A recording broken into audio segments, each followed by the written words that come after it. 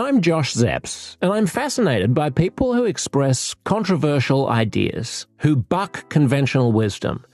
Increasingly, we live in echo chambers that reinforce what we already believe and demonize what we don't.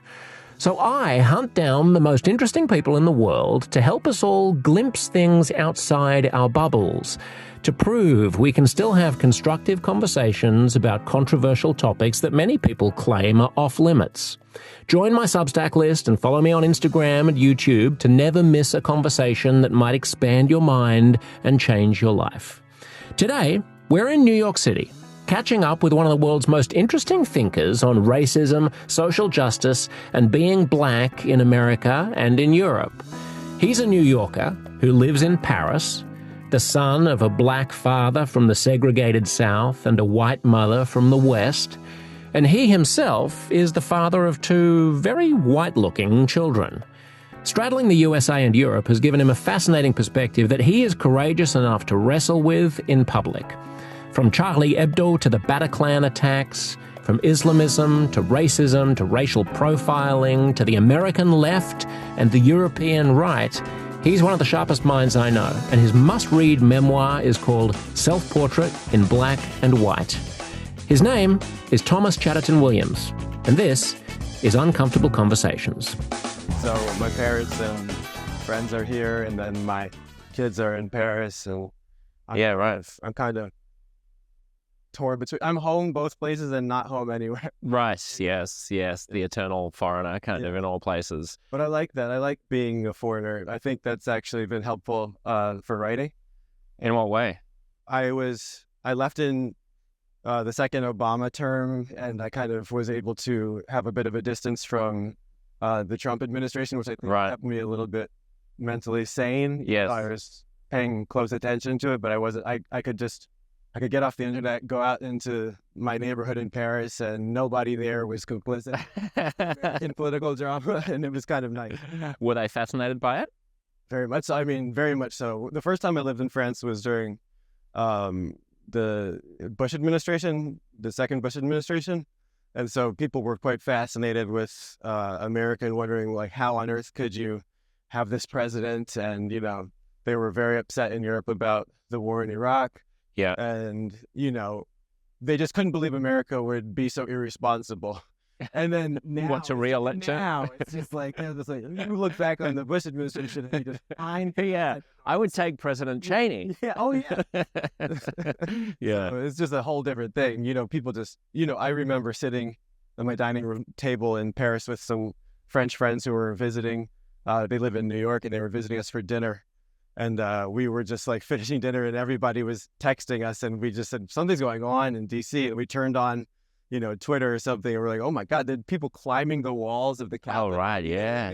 And sitting there in France watching that, people were like, is America okay? Yeah, you're like, No. But has it ever been okay? When was America okay? I'm just too much of a normie libtard, but I thought the first Obama administration was like the high point of my political awareness. I thought things were pretty good, We have a president that the whole world, even if they don't agree with his policy, they respect. Yeah. People were kind of, people in Europe were singing our praises. They were saying this could never happen. Well, they loved him, but Europeans are communists, so of course they'd love a black communist. Obama's really a communist. So commuting back and forth, is there any way that you have to be different when you're in the States versus when you're in Paris?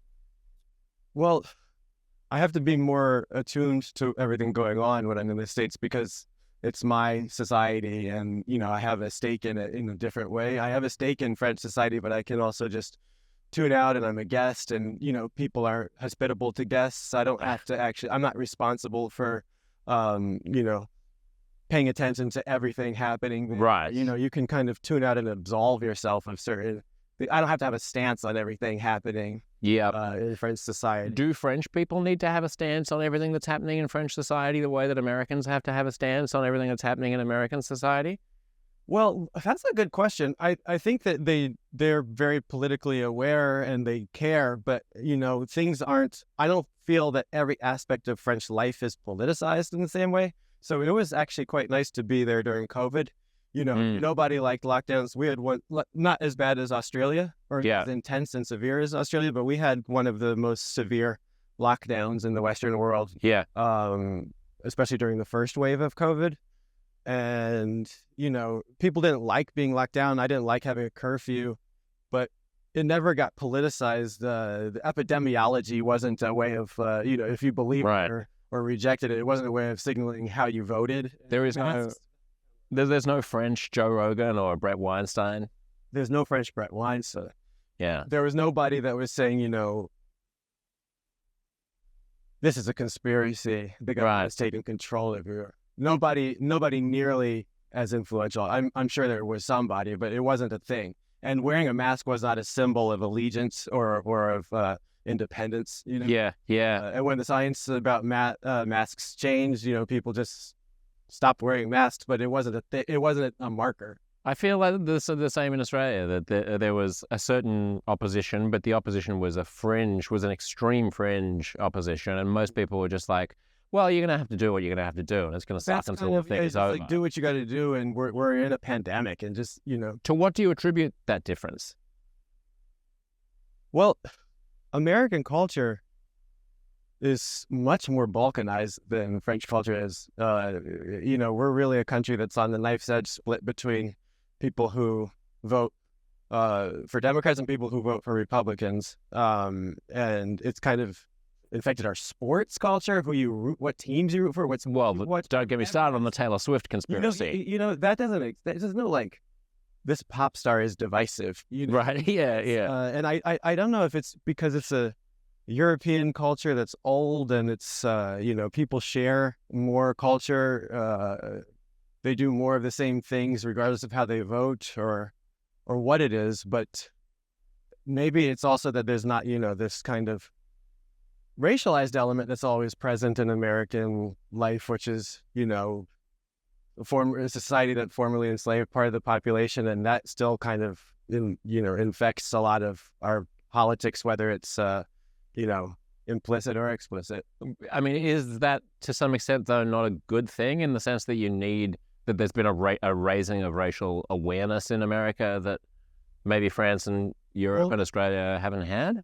That's a good, I wrote a long piece about this in the Atlantic a couple of years ago about how America has gone crazy with quote unquote wokeness, but a society like France actually could be a little bit woker in certain ways because they repress it to such an extent that it can explode sometimes, or just some parts of the population lack recognition, and it creates problems in a different way. Isn't it in some ways welcome that America has had a racial reckoning? Couldn't Europe do a bit more of that? Well, yeah, I wrote a long piece in the Atlantic a couple of years ago about this, that there's a kind of lack of recognition. You could easily make the case, and I do, that America has gone too far with a kind of obsession about identity and recognition for every kind of niche identity that can be imagined. But France could actually extend more recognition to people who feel, unreflected in the larger culture or feel diminished. And, there's no perfect society. And France is not a utopia. And America is not a utopia. There's a synthesis between the two where there's a middle ground where there's some kind of degree of wokeness which is beneficial, but then if it goes too far, it becomes counterproductive. I wonder where that middle ground is. Maybe Australia, actually. Maybe Australia, it's entirely possible. I don't know enough about that, but it seems like Australia, there's some, how do I say this? There's a native population there that feels quite... Certainly.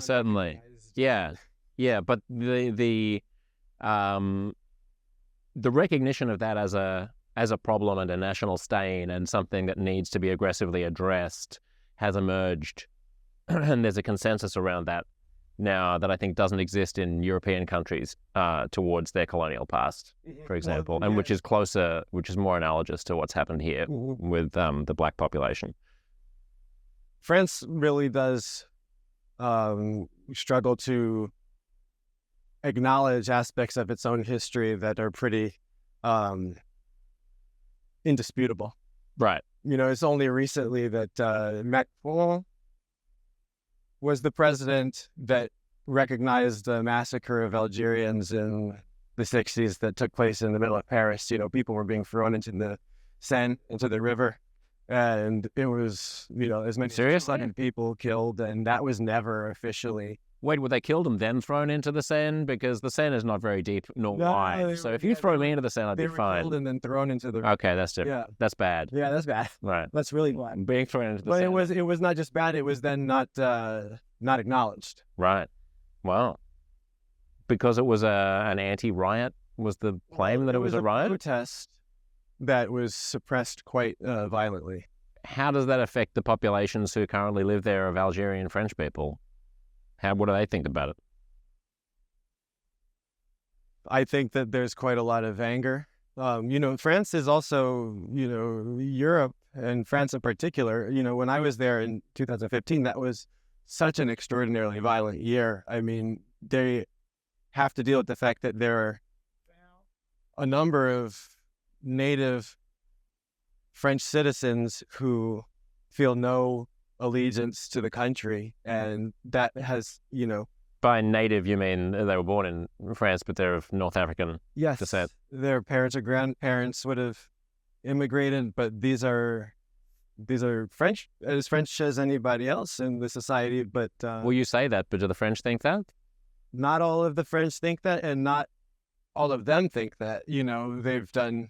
It's really sad. They've been in schools that are in the banlieue, these kind of enclaves, the suburbs, and they'll ask kids about themselves, and they'll say, well, I love living in France, but I don't have any French friends, and by saying French friends, they mean white French, right? But they're French citizens, but they say, I don't know any French people, French friends. But obviously, with all the caveats, most people don't do anything violent, and most people are just trying to live their lives. But there was a disproportionate number of people, especially in this moment around 2015, who rose up and committed extraordinary acts of violence. This wave of terror that started with the Charlie Hebdo massacre, which is 10 minutes from my apartment. And then by November of that same year in 2015, became this kind of roving massacre with the Bataclan and these slaughters in cafe terraces and things. I mean, it was really shocking. I was in college during 9/11. I was in DC, so not in New York, but from my rooftop in Georgetown, we watched the Pentagon burning. I mean, 9/11 was pretty spectacular, but for me, the violence that happened in France was much more terrifying. It wasn't cinematic like a movie and you're seeing explosions. It was very intimate, like ISIS style, moving from restaurant to restaurant, mowing people down with Kalashnikovs and things like that. It was extraordinary.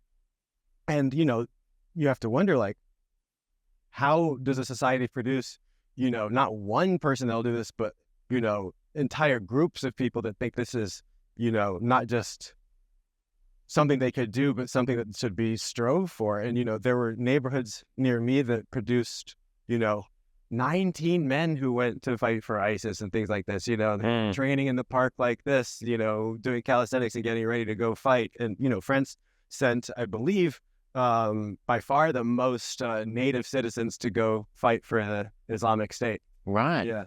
So, that's a part of, you have to do some self-reflection when you have a society that produces people who can feel so alienated. It's not to say that that's justified in any way, but if you don't self-reflect, there's also something wrong. Yeah, with the mainstream culture. I mean, what does that self-reflection need to look like? That's a good question, and I don't certainly have all the answers. But you have to make people feel invested in society. I mean, that's all of these multi-ethnic societies that we're living in. This is rather new. Before World War II, for all intents and purposes, there was not a Muslim Arab population in France. It's just a fact. And now it has the largest population in Europe. And, it's a secular society. Their ideas of secularism predate having a Muslim population. It's really a kind of rebellion against the dominance of the Catholic Church. But, you have to find ways to have a flexibility that integrates people and gives them incentives for, I would say, assimilating. And, that's a negotiation. It's certainly incumbent on people that come to societies to assimilate, but the society has to be assimilable. Right. But when you say assimilate, wouldn't that be offensive to people who value their own culture and to the, I don't know, modern ideals of social justice, which say that the goal should not be to try to take on the attributes of the population of French people? Like, why do they have to assimilate?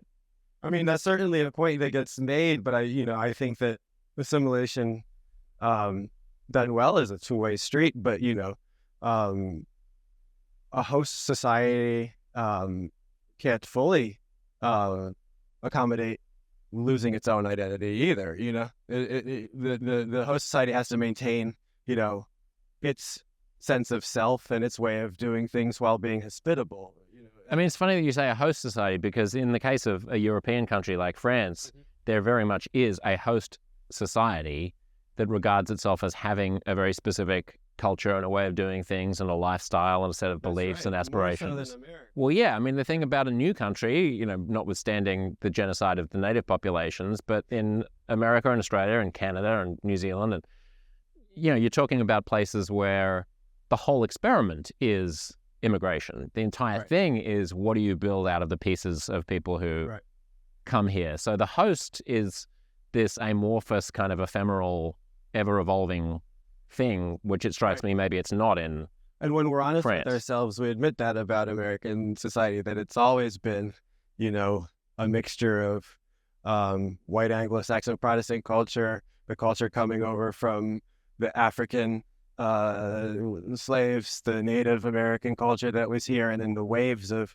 immigration from all around Europe. Also, the Spanish culture that was here before, when America had, French and Spanish influences. I mean, we've always been a mongrel society, but you can make the point that France has never been a monolith either, and that the people living in Brittany are not the same people that were living in the south of France, and they, but the Brittany people are still have more in common with the people who were living in Brittany 200 years ago, and the people in the south of France still have more in common with the people who are living in the south of France 200 years ago. That's right. Than anybody in a new world country does with people who were living there 200 years ago. That's right. And so, the idea that France is now, a society of immigration and a melting pot is something that is not as, natural as it is in a place like America. Although the interesting similarity between France and America is they're the two societies that think of themselves as universal cultures. France has this ideal of itself as, a universal Liberté, égalité, fraternité. Anybody can be French. It doesn't have the blood and soil component of itself that, that Germany did have, or other societies. And Germany does have. I mean, Germany still has it. To look at the Turkish population of Germany, it's almost impossible to become a German citizen if you're a Turkish migrant. Yeah, citizenship is harder in a place like Germany. And, France thinks of itself as a place where your identity, whatever it is a private matter that, that is fine, but everybody is equal as a citizen of this society, and there should be no discrimination based on that. Now, in practice, it's different than in theory, but, that actually makes France quite theoretically a hospitable place for people to come to.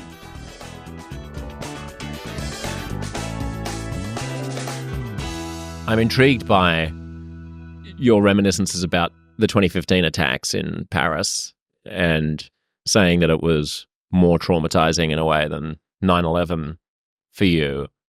We're sitting here in New York City where in the immediate aftermath of 9/11, if you'd told me that in 2024 I'd be sitting in New York and there wouldn't have been a single other major terrorist attack in the United States, I wouldn't have believed you, and I would have been incredibly relieved.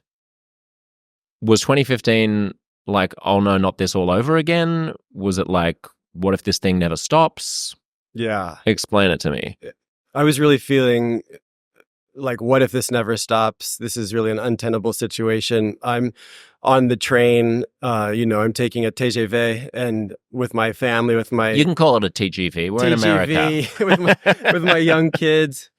And, someone's suitcase falls and makes a loud bang. And all I'm thinking is that here's another person trying to shoot up the train, or someone's going to explode something. I mean, there's something about, the small scale violence, I think, that's more terrifying, just the quotidian aspect of it, that, you can, if you want to, you can really shoot up a train, or you can... And remind us also of you mentioned the train, and it's worth probably reminding people just all of the shit that was going down in 2015, in addition to the Bataclan attack on the concert where jihadists with machine guns, devastated a pop concert and then shot up people in cafes, and the Charlie Hebdo attack where Islamists shot up a satirical newspaper that had published offensive cartoons of the Prophet. There was also the train from Amsterdam to the Thalys train from Paris to Brussels. Okay. Brussels to Paris. What happened? Two American soldiers and I believe a British soldier as well were involved in thwarting a guy who went to the bathroom and came out with an assault rifle and knives and multiple weapons, who seemed poised to massacre people in the train. I believe that one of the Americans actually grabbed his knife with his hand and, had... And it was just an accident. I mean, had it not been for the fact that they were off duty and they were on holiday or something, right? And yeah, yeah. If they weren't there would have been another... Yeah, that was terrifying. That started to make me feel different about train travel, which is, so common in France, that you get around the country on these trains. It just undermined, at that moment, a lot of us, it undermined our sense of just, normalcy and feeling like this was a functional situation. And in Nice, there was someone drove a truck into a crowd of people. That's right, on the promenade. I mean, just mowing down pedestrians. What was going on then? Why then? Why them? I mean, it was at the peak of the kind of Islamic State, propaganda, and that was seductive and compelling to a surprising amount of Europeans in both Belgium and France. I don't know if these things, if it's, if something is going on the mimetic level where people are just, the copycat effect. There's like a social contagion. There was a social contagion. And you talked about, will this ever end? I really felt like, if this just is a way of life in contemporary Europe, then I can't stay here. I can't raise a family here. Where would you go? New York? They already got attacked. Come back to America, out of live in Wyoming, and then your kid gets shot in a school or something. I mean, it was really like it was. I don't want to overstate the case, but it was something that happened multiple times in the span of a year, and it was certainly it was on my mind. And these were things that were happening. Paris is small, and central Paris is, nothing is far away from anything else. Where these attacks were happening, that's a walk, from my apartment. And what is the state of jihadism and Islamism in Europe then? Because, if you watch right-wing talk shows, then you'll hear that, there are no-go zones in London, and like Sweden has capitulated to the Islamists. And I always sort of scoff a bit because I know London pretty well, and I don't see that. But like, it must be there. The state of jihadism, it doesn't feel I don't know why, and I have never spoken to anybody who had a clear answer on why, but it doesn't feel like 2015, and it hasn't for a while now. There haven't been more attacks, and this kind of Fox News hysteria that was saying that, like a street, the Boulevard Magenta, which is very close to, like, my daughter goes to school around the corner from there, that was described by Sean Hannity and people on Fox News as one of these no-go zones, and I mean, that's laughable. But there's a kernel of truth that there are neighborhoods and enclaves where many people in the population were seduced by this call to the Islamic State, and multiple people actually went abroad, and then there are neighborhoods in Brussels where an enormous amount of the neighborhood was hospitable to some of the attackers, and there were people that were complicit in hiding them and things like this. And, that's an uncomfortable tension to live with, knowing that, that exists within the society. And does this come back to the question of buy-in to the society, buy-in to the host society feeling? I mean, it may be a stretch because maybe one will say that, and anyone who's attempted to become a jihadist is mentally unstable or something. But I mean, they are the tip of an iceberg of dissatisfaction, or there have to be underlying reasons why people do things in addition to Islamist ideology.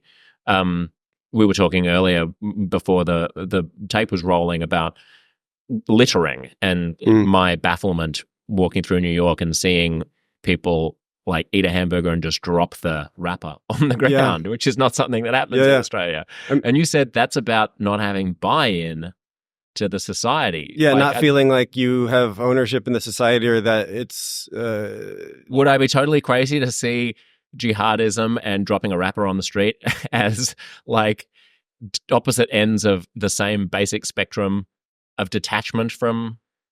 No, I don't think that's a crazy spectrum to draw. I think that jihadism would be the superlative of whatever that small rebellion is, of just disrespecting the local environment by seeing no reason to invest in upkeep of it. It's probably coming from a similar impulse of now alienation. I get to call litterers terrorists. And like Thomas said it, I would say that he's a great authority on this. Violent rebellion is the superlative of that same impulse. Right. How unified do you feel America is? How unified do you feel Europe is? Is there a difference? I don't think you can call America unified, so there must be some type of a difference. America doesn't feel very unified to me. I mean, it feels more fractious than at any other moment that I'm aware. I'm in my early 40s, and this to me feels like the least cohesive cultural and political moment. I mean, it's not just a left-right divide. It's the fragmentation, within the left, or the fragmentation within the right is really extreme. I don't have that same sense in France. I mean, there certainly are divisions, but it does seem to me that people essentially share a unified national culture more than we do here. I mean, that's also, always been the case in America. Regional differences are really salient here. If you're from the South, it really is different than being from the Northeast. If you're from the West, that is different. But those are not where the fractiousness is cleaving, right? It's not that the South hates the West Coast. I mean, they do, but that's not that's not the salient thing that's going on. Like, the fracturing seems to be that you have a social justice left that would say, yes, we're fractious. That's because we're facing an existential threat from fascism. And there were other eras that were fractious as well, like the 1960s. And it was important that they were fractious because they were overturning like historical wrongs, and they ushered in an era of civil rights. And the right would say, we have to be fractious because there's a crazy ideology that's trying to pervert our children and convince them that there's no such thing as men and women, and, I don't know, whatever else the right would say. Both sides feel like the stakes are high. Yeah. It's not that Oregon and Alabama are at odds because of their geography. They're at odds because they think they're fighting for the soul of the nation. Well, I do think that there are real regional differences that manifest politically. If you think about questions like access to abortion and things like that, that really is, it seems to be that certain regions of the country really see that differently. But you're right. Like the other stuff is a matter of, it doesn't matter where you are in the country. It divides people based on which ideological camp they align with. And what do you make of the social justice claim that the stakes are higher than unprecedentedly high, And the analogy, I suppose, to the 1960s, like, I get criticism for being a moderate and being like, what, would you have been sitting on the sidelines of Martin Luther King's speeches? Well, no, of course not. Here, I think that Alexis de Tocqueville, the first and probably still the best outside observer of American culture, was really right when he said that, it's as society grows more equal that slight differences become unbearable. And so, when you have highly unequal societies like aristocracies, profound inequality is unremarkable, and people don't take much notice of it. But as people become more and more equal, then the slightest discrepancy in status or recognition really sets people off. And I would say that is in many ways where we are. And that's like a claim that would infuriate people. But my father is 86 years old, Black man from Texas, grew up in the 30s and 40s under segregation. I live in a different country than him. Inequality is obviously still a factor in American life, but this is the most equal society it's ever been. And, status is extended to groups that it wasn't even thought of to extend to in the not so distant past. And I think that, this kind of hyper focus on any type of discrepancy between racial groups is like evidence of racism. This kind of hyper focus on any discrepancy, even discrepancies in, in test scores and things like that, is evidence of systemic racism. This seems to me that's like what you latch on to when actually the major injustices have all been eradicated.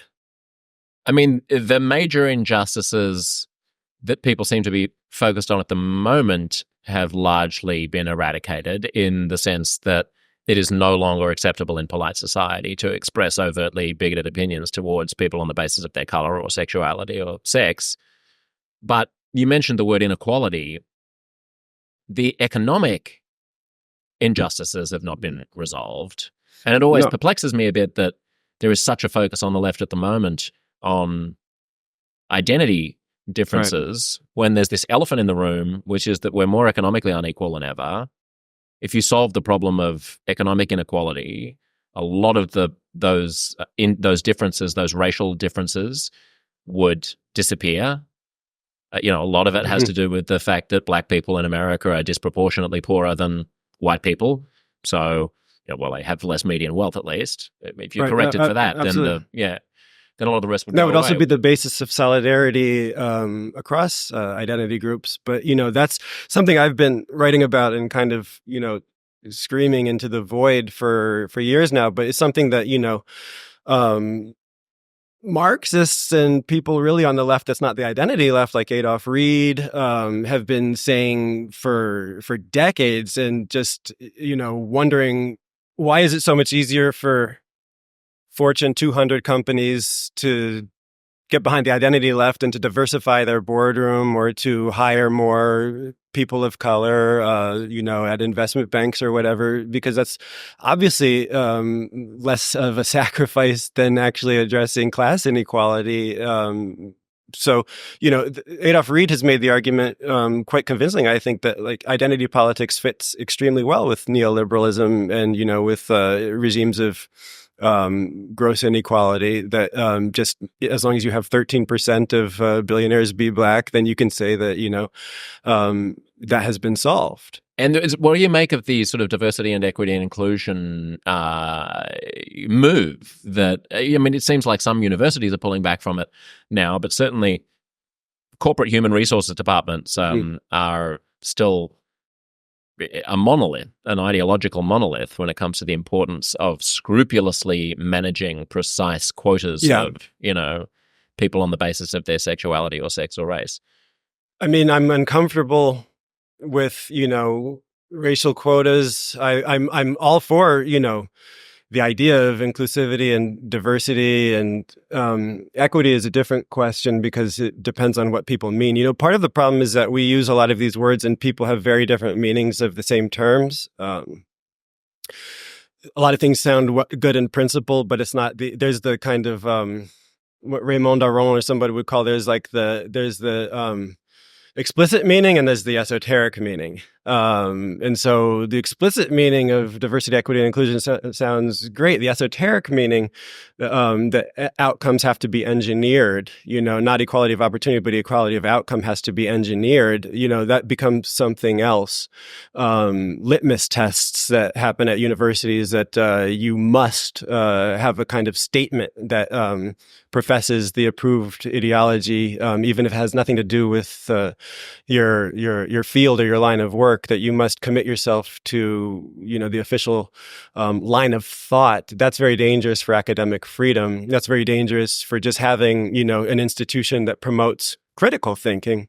And just in case people don't know what you're talking about, I mean, this is actually something that happens where a professor of some scientific discipline, for example, will be required to literally sign a statement, a pledge, pledging their support for diversity, equity, and inclusion as defined by university administrators. Right. And if they don't do so, then... I mean, it's in your job application. You've got to do it. Yeah. I mean, it's part of how you would get the job in the first place. So it's a strange thing to impose. I think there's been a lot of scrutiny on that recently. I think, in a way, with both Asians and Jews, it's an interesting question in slightly different ways. With Asians having to be artificially kept at lower levels of admittance to places like Harvard, you had to come up with, neologisms like white adjacent. They couldn't be another group of people of color, because people of color are supposed to have, different standards of admission to diversify the student body. But when Asians are outperforming white students, that rationale falls apart. So how do you explain that if they're also minorities of color? Well, they're this other category. They're white adjacent, essentially. So, So a Jew's white adjacent. So then Jews in a different way, throw a wrench in that, because you have all of these organizations, coming up with every sense of nuance for the word harm. And, at Yale, on the level of Halloween costumes have to be micromanaged so as not to be a form of harm for certain groups. Because you might dress up as a Native American or something. Yeah, and that becomes something unacceptable within the institution. You have to then have a way of explaining why speech that seems quite harmful to this group is deemed something that the institution must have a stance of neutrality on when students are saying things that make Jews feel attacked for their identity based on, a slaughter that just happened in October. And so once that kind of became a topic of discussion, I think that, the DEI the argument became a lot less compelling to people that were not inclined to closely scrutinize it before. People that just, because it sounds good, you want to be a decent person, and you say, what's the harm in that? And then suddenly you see these like massive contradictions that seem deeply unfair, and you take a closer look at the thinking and the ideology behind the whole program, and you say, wait a second. I think that's where we are right now, from 2020 until, October 7th or so. I think there was just a kind of sense that it was impolite to, to scrutinize certain things too closely. Like, what's the motivation behind looking too closely at that? And then I think that kind of fell apart. I'm writing a book at the moment about the summer of 2020 and the kind of impact it had on institutional decision-making. So the era seems to me more and more to have been bookended. But Trayvon Martin in 2012, Black teenager walking home in a gated development in Sanford, Florida, with a hoodie on, coming back from the convenience store and being followed and stalked really by a self-appointed neighborhood watchman vigilante called George Zimmerman, who confronted him, obviously terrified him, and when Martin tried to defend himself, shot and killed him, and then claimed self-defense. I mean, that's really a moment when, Black Lives Matter and these things had existed prior to that, but it really became it got its momentum going with that. And then really the following year with the death of Michael Brown and Ferguson, I mean, this became a kind of movement for racial justice that really, like, I think reached its apotheosis in 2020 in Minneapolis with the death of George Floyd. But it seems to me that that October 7th was a kind of bookend to that. And, you know, people started on campuses and in corporate spaces wondering, why are there some of these double standards in the way we think about harm and the way we think about minorities and, you know, the way that we think specifically about Jews. And, you know, that got kind of crazy, you know, and, you know, an incident in the Middle East became a kind of referendum on, you know, a handful of Ivy League schools here, but that became kind of emblematic of larger disagreements. And, you know, with the debacle around the congressional testimony with Claudine Gay and some other leaders of Ivy League institutions and MIT.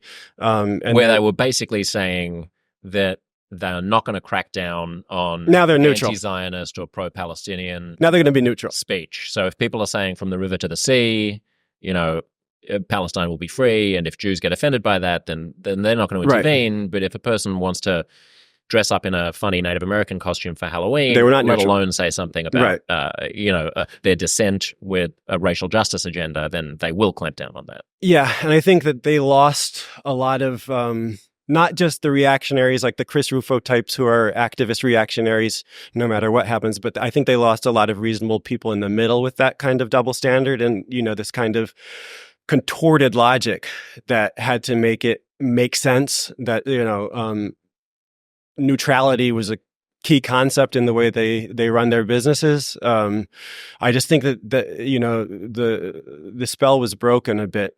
And so I'm really thinking a bit about what happened in this moment, why it happened, why certain ideas became so compelling, and why they've lost their luster now. Why did they become so compelling? Well, because the thing is that, you know, there's some truth in this stuff. You know, American police are really excessively violent oftentimes. And, you know, it's not just part of why, like, I don't like the term wokeness. I think it's essentially a pejorative. You don't really reach people that you could reach to convince with that term. You basically reach people that already agree with you, or the people that really disagree with you. They don't use the term for themselves, and they find it a kind of a signal of where you're coming from before they hear your point. But for better or worse, we're kind of stuck with this term in this conversation. You know, wokeness is compelling because it's based on actual problems that exist in society. It can distort those problems. It can use them to do things that are sometimes it can recommend cures that are worse than the disease. But there is a problem in American society with police brutality. It's not even a problem that only affects Black people. It disproportionately affects poor Black people. But, you know, American police kill more white people in a year than, I would say, you know, speaking unscientifically, but then all European societies, all Western European societies combined, you know, 500 or so white American unarmed civilians are killed in confrontations with police every year. I think in France the number is like 20 or something like that, you know. So why did the movement not address itself towards policing specifically? I mean, you do have a defund the police movement as well, but that's one tiny, you know, piece of a larger mosaic that is focused relentlessly on race. Right. Well, so, you know, that's one real problem that exists in society. A lot of the problems that the social justice movement addresses itself towards are actual problems. You know, there is gross inequality that manifests in, you know, different levels of access to, you know, to healthcare, or, you know, people were dying during COVID, not because they're biologically Black or Latino, but because Black and Latino people are stuck in circumstances where they're more vulnerable. Like, these are real aspects of the way that our society is arranged that could be arranged otherwise, and that calling attention to them can make a difference. But yes, would it have been more effective and potentially more enduring of a change if you would have said, we need a movement that all Americans should be appalled by unarmed civilians being abused and sometimes killed in police custody, and that's unacceptable. And I'm outraged as an American, not on the basis of an identity group, but that this is unacceptable. Period. Mark Lilla and many people were making this case. Mark Lilla's book, The Once and Future Liberal, is one of the best distillations of this idea that that is what liberalism is for. Is like broad universal principles that everybody can buy into equally, that are not dependent on being part of a niche subgroup to advocate for. Do you cop shit for arguing these kinds of things? Oh man, all the time. We follow each other on Twitter, don't we? Yeah, but I don't look at it anymore. Yeah, no, all the time. And sometimes that's even considered a racist thing to say, because you're dismissing the specific pain that say blacks suffer as a group. But at the end of the day, the society, if blacks are disproportionately poor, blacks will benefit from a society that has a higher floor for everybody. If blacks are disproportionately abused by violent police forces, Black people will disproportionately benefit from less violent policing. Those types of things also, I think, create just longer term buy-in. There was an enormous amount of solidarity immediately following the death of George Floyd, but as Black Lives Matter became more and more based specifically on identity, a lot of that solidarity was squandered. What's it like being Black in France?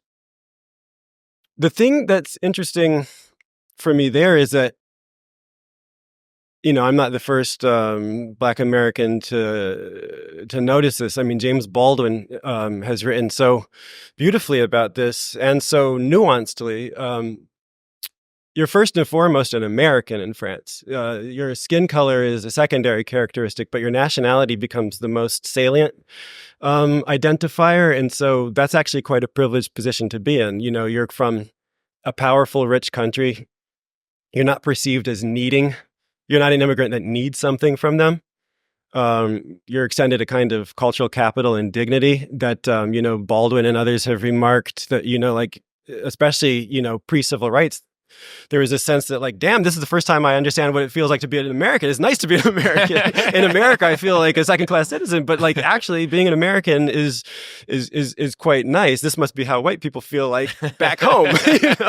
I have friends in France who are identified or racialized as Black, who are from former colonies, and they would say that it's a less hospitable kind of experience, and that they're not always extended that kind of cultural capital. So Meaning that they're Arabs when you say that? No, black Senegalese people? Or people right. They would say they have a very different Black experience in France, and I can't speak to that. What about when you don't open your mouth and people don't know that you're an American? Is there a difference? Is there racism? Does the racism differ with that in the US? It's something I've thought about a lot. Baldwin says, when he came to France, he was, he felt immediately liberated because he was going to go insane. He wasn't so far from where we're sitting right now. He said he was going to jump off the George Washington Bridge if he stayed in Harlem.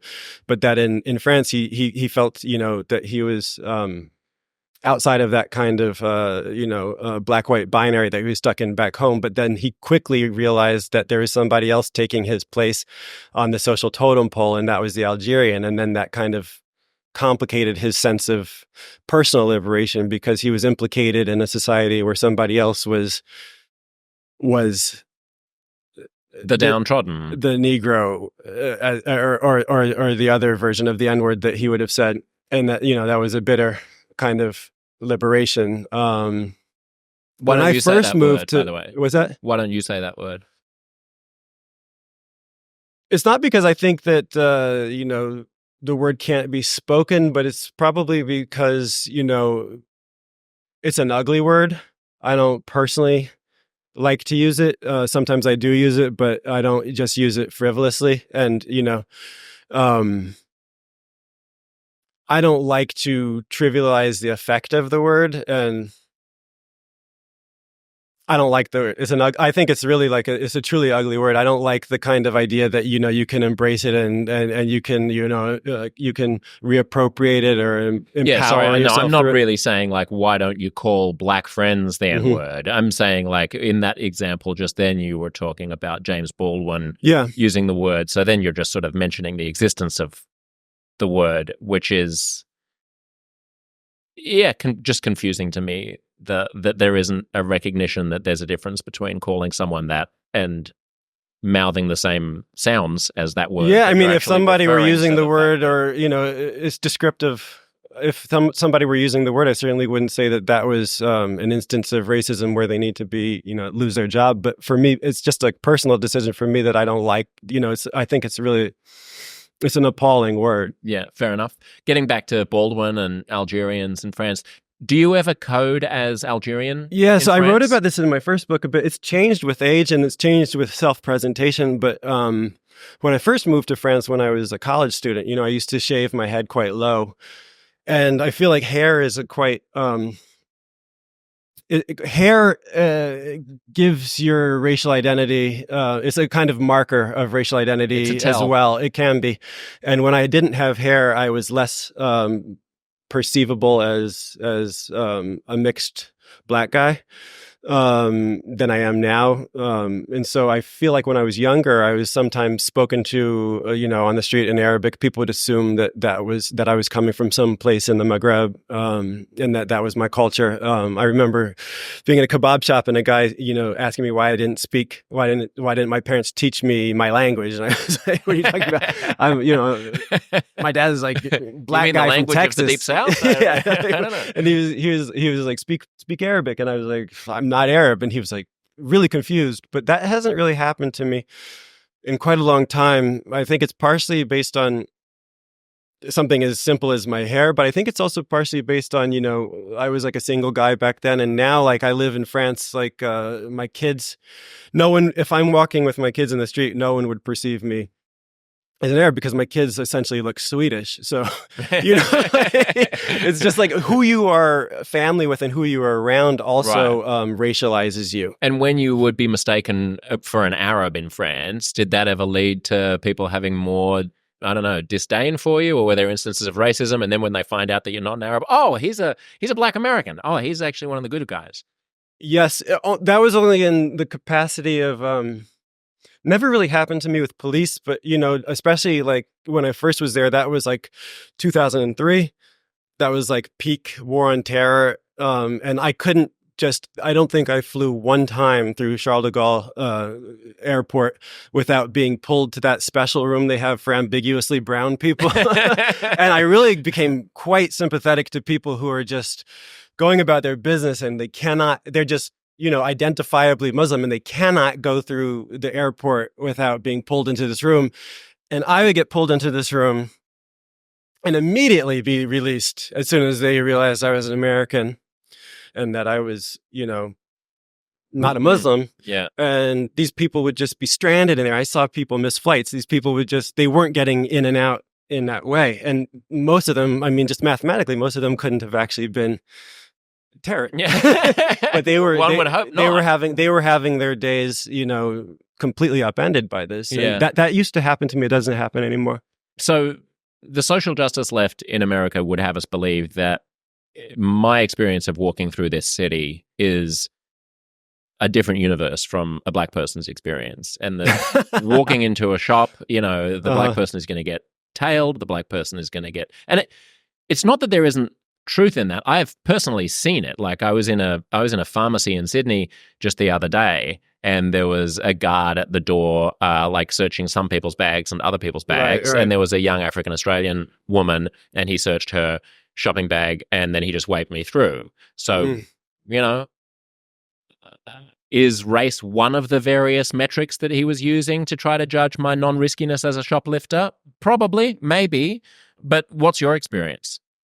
So it gets to what we were talking about off camera a few minutes ago, which is that I think that race is one factor, as you said, but class markers are always another factor. And, you know, my own racial experience changed when my class changed. That's something that, like, I've experienced in my own personal You mean life. when your economic Yes. situation changed? When my educational and economic situation became more, I guess, perceivable, or when I, you know, I lived... You stopped dressing like you were from the hood. That actually, like, when I stopped dressing like a teenager, that was an immediate that had an immediate impact on the way that, you know, my identity was negotiated with my professors in college. But I mean, look at you, you're wearing a colorful scarf. No one's going to think you're a shoplifter. You're too classy. Well, I mean, you could say that something as strategic as just wearing an effete scarf will will protect you from many indignities, but it might invite other indignities. But no, but in a real way, you know, I think that, you know, experience is conditioned by that. And one of the things that I think was also a blown moment in, you know, in 2020, when there was so much solidarity, was that George Floyd was killed in one sense as a Black man, but he was first and foremost killed as a poor Black man. His death was a death that poor people experience. And to only see it through the lens of race is to miss one of the most important elements of how that came about in the first place. He didn't have enough money to use a legitimate banknote. He used a counterfeit banknote, which is already not an experience that, you know, the overwhelming majority of Black people can relate to. To take class out of these situations and to reduce it to race, I think eliminates a lot of complexity in human interactions. Also, to put things in a black-white binary eliminates a lot of the complexity of 21st century American life, which is that in a place like New York, you're often not dealing with white people in the capacity of who's profiling you, who's making racial calculations. There's a lot of people that are not either Black or white. There's something in the middle. There are an enormous amount of identities that have to be taken into account. And then we have to have a more nuanced and kind of complicated understanding of what actually is going on, who people are, what the racial situation really is. America is no longer a black-white binary. Most of the police you encounter in New York City, or that I do, they don't tend to be white police officers anymore. A lot of them are Latino. An enormous number are Asian, Pakistani, all types of things. Do they have racialist or racist ideas in their heads? I'm sure a lot of them do, but it becomes a slightly different kind of... Well, if they're Asian or South Asian, at the risk of being offensive, they probably have more racist ideas than white and Black Americans do. I would say if they're Latino, they might too. Yeah, I mean, yes, a lot of my friends from those communities are quite open about the fact that, you know, the way that they regard other Asian countries and other Asian cultures is with a clear hierarchy of who's better and who's worse. And then we have to update our understanding of what actually is going on. And, you know, I think that, you know, one of the things that's insidious about race in America is that Blackness is often coded as a state of poverty. But, you know, race is classed and class is raced, but they're not exactly the same thing. So, you know, I don't think that necessarily if you and I were to walk around, we would have such a different experience. What about in Paris? I don't think so either. I really don't think so either. So what's the whole social justice movement about, and what should it do from here? Should it go away completely? Should it transmorph into an economic justice movement? Do we not need it? Like, what's the future? What's the future of the left, Thomas? I mean, you have to ask yourself why the most dangerous candidate was Bernie Sanders. I mean, I think that, you know, a left that took seriously a kind of universalism would be appealing to a lot of people. You know, that's not even necessarily, I'm a liberal, so, you know, I'm not necessarily, you know, a Bernie Sanders follower, but I found his message quite interesting, quite healthy to have in the political discourse. I would like to see a universalist left that wasn't divisive, that like looked for ground upon which you know, coalitions could be built, as opposed to kind of catering to, you know, I mean, one of the things Mark Lilla pointed out in his book is like, when Hillary Clinton was running against Donald Trump is like, if you looked at the Republican Party's like website, they had a platform that was the GOP platform. And if you looked at the DNC's website, they had 17 different platforms that were based on whether you were a woman, whether you were a Latino, whether you were a Native American, whether you were Black, whether you were, LGBTQ. I mean, you had a different platform for every single conceivable identity group. And I would like to see a politics that, allows for universal buy-in. And no, I don't think that the social justice movement needs to completely go away. I mean, the idea, if we take the words in their explicit sense, social justice is something that, I'm for. If we take it in the esoteric meaning, then, where there's a kind of culture of censoriousness and that there's a kind of punitive culture that will police itself and will police other people to get in line with a kind of rigid ideology that cannot be questioned, then I think that's really problematic. But, I'm all for a society that recognizes that, recognition is an essential need and that there are ways in which, people who enjoy high levels of recognition are unaware that other people aren't extended dignity. All of that can be discussed. I think it can be discussed in ways in which good faith people can disagree on what the productive way forward would be. But we're not there right now, and social justice orthodoxy has become something that I think has really grown counterproductive. And last question, how do you think about the future? Are you generally optimistic or pessimistic? Like, we both have young kids. When our kids are middle-aged, will we have succeeded in turning the volume down, or will we have turned the volume further up on difference? Like, will we be more fractious or less? Well, James Baldwin said something that I like, which is, I'm a Black man in America. As long as I'm alive, I have to be an optimist. I think he was kind of a optimist. There's a kind of pessimism to him, but he always tempered that with a real optimism and the idea that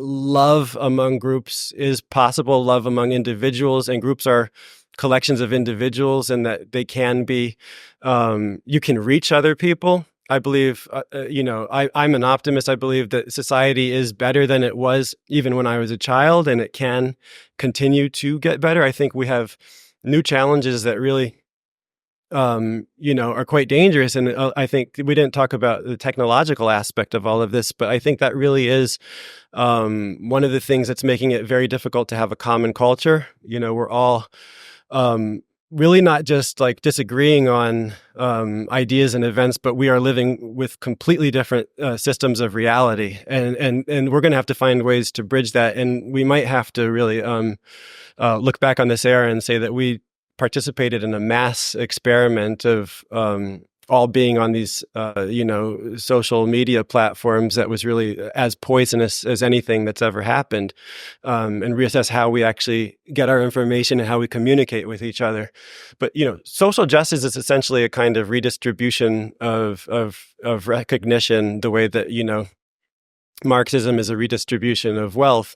And, we live in all of these Western societies, they're not pure capitalist societies. They're, to an extent, they're more or less social democracies where wealth is redistributed, and we need to find better ways to raise the floor of